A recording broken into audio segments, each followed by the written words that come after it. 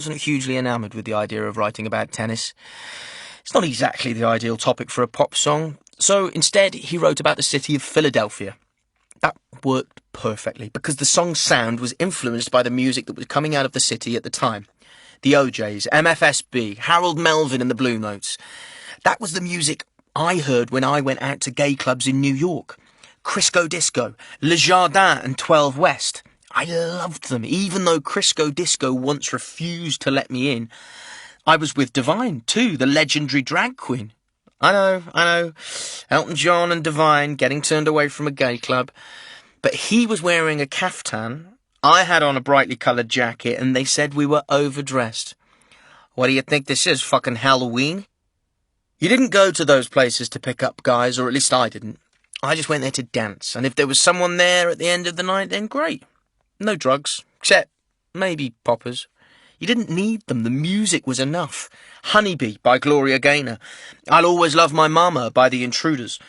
Fabulous records, really inspiring, brave music.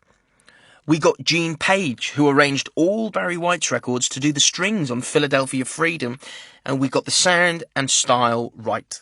We must have done. A few months after it came out, MFSB covered it and named an album after it. Philadelphia Freedom went platinum in America.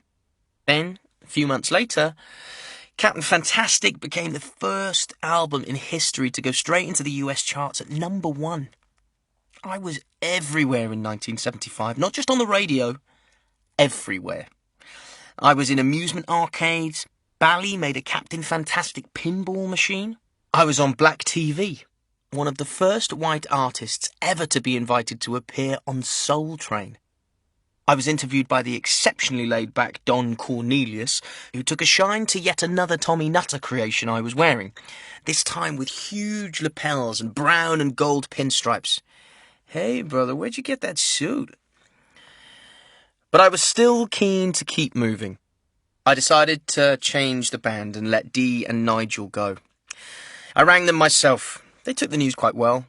Dee was more upset than Nigel, but there wasn't a huge row or a feeling of bad blood from either of them. I feel worse about it now than I did at the time. It must have been devastating for them. They'd been integral for years, and we were at the peak of our careers.